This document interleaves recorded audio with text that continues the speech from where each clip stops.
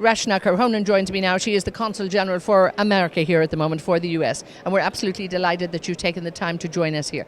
Obviously great relations between Saudi Arabia and the US, but looking at this conference here, you know, a great showcase for many American companies here. I'm sure you've had the time to talk to them. How important do you see energy and just the whole energy sector for the US and for indeed the world?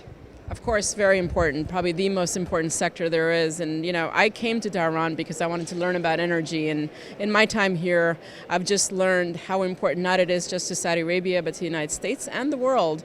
And considering what's been happening here, our relationship has only got stronger. The American companies, there's so many of them here, starting from Exxon to Halliburton to Schlumberger, big companies, but also the small companies that are here as well. I think it's just an exciting time to be in Saudi Arabia for Vision 2030 and what's happening here, how the country is really transforming itself. So I'm imagining and waiting for what it's going to be like in 2030. I can't wait.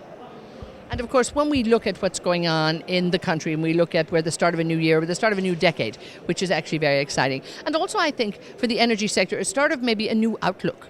We're really looking at, it's not just about oil and gas, it's about, environmental considerations, it's also about sustainability. I think the world has embraced, a new attitude towards the energy sector. And it's not, as I say, just about oil and gas, it's now about energy. Do you think this is very important that they have sustainability at the heart of what they do, because they're key players in our world?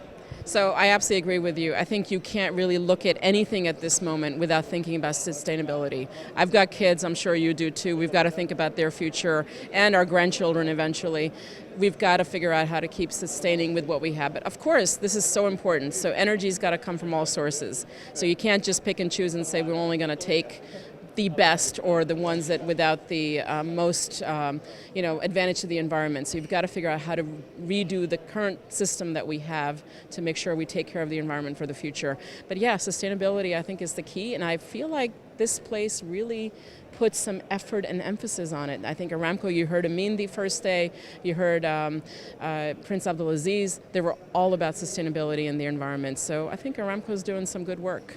And indeed, I think everybody has taken it to heart, because ultimately I think there's a lot of public pressure at the moment, but they want to be seen to be responsible citizens, they want to be seen to be responsible corporate citizens. When we look into the future too, and we look at the demands of energy, just something you mentioned too, we're also looking at a growth in energy poverty, sadly. This is something that the world really needs to tackle, where more than 50% has access, but not too far less than 50% still doesn't. Much of that dialogue, do you think, really maybe needs to be elevated and engaged, whereby we really shouldn't be looking at energy poverty in our lifetime, really? I'm surprised, and I think I'm trying to figure out why we're at that number, because considering the access everybody has at this point, it really shouldn't be there. So yes, I think as a community, as a global community, we should be looking to figure out how we provide access to the rest of the world. It's really important. Every child, every person should have access to some type of energy, so they're not cooking on a fire, so they are reading. My dad, when he was young, used to read outside in the street under a street lamp. So from that to the Consul General, I can tell you I understand the need for energy, and we need to provide these lights to everybody.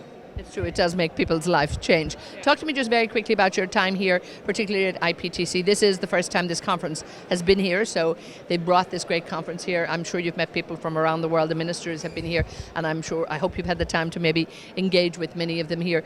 Where do you see the energy here in terms of moving forward with the grand plans, and again Saudi Aramco making sure they're very much part of Saudi Aramco and Saudi Arabia being very part of the future of energy? I think I feel the energy, especially from the young people. So this place to me feels like it's full of people that are excited about the future, not just of Saudi Arabia and Aramco, but really about being on the world stage. So Saudis are finally getting their voices heard on this stage, or maybe they're letting their voices being heard on this stage, and that's exciting, I think, for all of us. And that's what I got out of this conference, that people are excited to be here. Now you can get a visa on arrival. I mean, it's amazing. Look at what's happened and what's happening. It's an exciting time to be here, and I think the next few years are only going to really highlight what's available in this country. So our relationship, the American relationship with Saudi Arabia, goes many decades back. It's 75 years this year on Valentine's Day. We'll be celebrating that anniversary, and I just hope that for the next 75 years and longer the relationship stays as strong.